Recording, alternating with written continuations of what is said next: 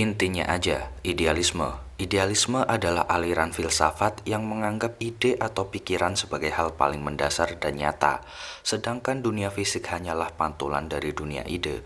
Bagi idealisme, realitas yang kita tangkap lewat indera sebenarnya adalah hasil dari kesadaran atau pikiran. Contoh filsuf terkenalnya adalah Plato, Immanuel Kant, George Berkeley.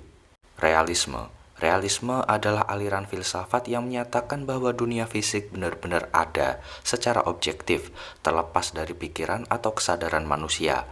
Realisme menekankan bahwa kebenaran bersifat tetap dan dapat ditemukan lewat observasi. Contoh filsuf terkenalnya adalah Aristoteles dan Thomas Aquinas. Materialisme berpandangan bahwa segala sesuatu, termasuk pikiran dan jiwa, berasal dari materi dan fisik. Menurut aliran ini, hanya materi yang benar-benar nyata. Contoh filsuf terkenalnya adalah Leucippus dan Demokritus. Karl Marx. Empirisme adalah aliran yang menyatakan bahwa semua pengetahuan berasal dari pengalaman indrawi. Tanpa pengalaman, manusia tidak akan mengetahui apapun. Contoh filsuf terkenalnya adalah John Locke dan David Hume. Rasionalisme menekankan bahwa akal adalah sumber utama pengetahuan, bukan pengalaman. Kebenaran dapat ditemukan melalui logika dan pemikiran yang mendalam. Contoh filsuf terkenalnya adalah René Descartes dan Baruch Spinoza. Skeptisisme adalah aliran filsafat yang meragukan kemungkinan manusia bisa mengetahui kebenaran secara mutlak. Segala klaim pengetahuan harus dipertanyakan dan tidak diterima begitu saja. Contoh filsuf terkenalnya adalah Pyrrho dan Sextus Empiricus.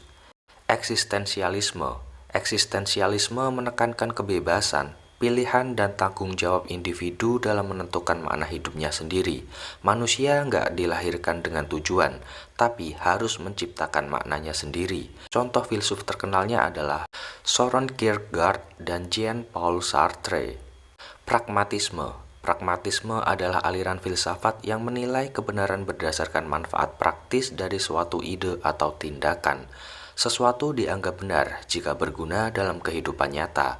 Contoh filsuf terkenalnya adalah Carl Sanders Peirce dan William James. Positivisme percaya bahwa satu-satunya pengetahuan yang valid adalah yang diperoleh melalui observasi dan metode ilmiah. Hal-hal yang tidak bisa diuji secara empiris dianggap tidak bermakna. Contoh filsuf terkenalnya adalah Auguste Comte dan John Austin. Fenomenologi mempelajari pengalaman subjektif manusia sebagaimana yang langsung dialami, tanpa asumsi terhadap dunia luar. Tujuannya adalah memahami apa adanya dari kesadaran. Contoh filsuf terkenalnya adalah Edmund Husserl dan Alfred Scott. Strukturalisme menyatakan bahwa makna terbentuk melalui struktur-struktur seperti bahasa, budaya, dan sistem sosial. Realitas dipahami lewat pola dan hubungan antar elemen. Contoh filsuf terkenalnya adalah Ferdinand de Saussure dan Claude Lévi-Strauss.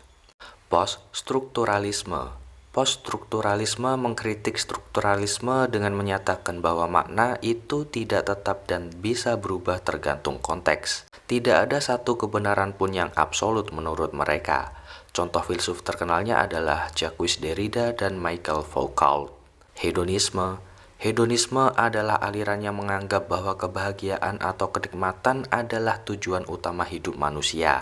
Artinya, segala tindakan dinilai baik jika membawa kesenangan untuk diri. Contoh filsuf terkenalnya adalah Aristippus dan Epikuros. Stoicisme mengajarkan bahwa manusia harus hidup selaras dengan alam dan menerima segala sesuatu dengan tenang. Aliran ini percaya bahwa kebahagiaan sejati datang dari mengendalikan diri, bukan mengejar kesenangan. Contoh filsuf terkenalnya adalah Zeno dan Epictetus. Nihilisme adalah pandangan bahwa hidup tidak memiliki makna, tujuan, atau nilai objektif. Menurut aliran ini, semua nilai adalah buatan manusia dan tidak ada kebenaran yang absolut.